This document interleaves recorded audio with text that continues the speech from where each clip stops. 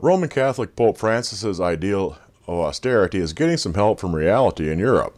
On December 2, 2013, the Vatican hosted a delegation for bishops from the Netherlands there to deliver a 5-year periodical report on the state of Catholicism in their country. During this ad limina visit, the Dutch bishops presented the pontiff a grave report on the future of the Roman Catholicism in the Netherlands.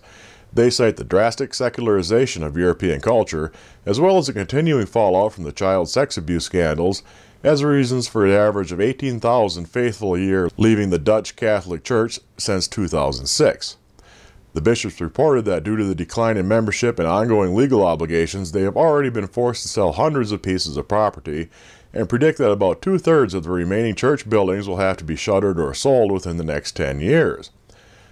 The leader of the Dutch Bishops' Conference, Cardinal Willem Eijk, told Vatican Radio that the percentage of Dutch Catholics is predicted to fall to 10% of the total population by the year 2020, with only half that number attending Mass regularly.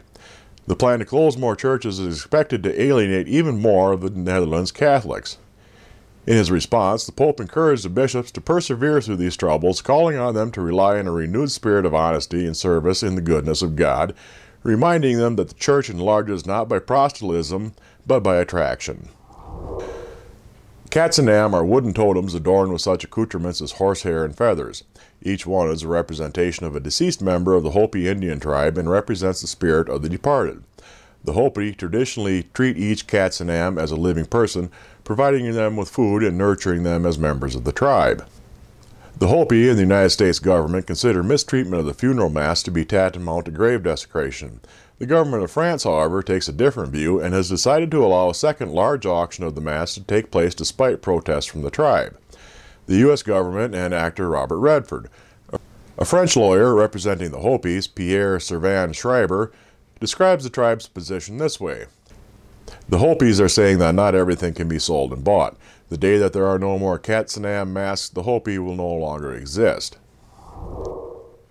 When religious institutions first took issue with the Affordable Care Act's contraception mandate, claiming that it infringed on their religious right to pretend premarital sex won't happen if contraception is not available, the Obama administration offered a compromise in which the insurer would pay for the optional coverage. However, what does that mean for religious institutions which self-insure? That issue is again going to be litigated when Notre Dame, the only Roman Catholic-owned university to provide its own health care insurance, files a lawsuit challenging the mandate. This will be the second filing of this complaint since a federal court dismissed the suit last January, saying that Notre Dame lacked standing since the law did not directly impact it.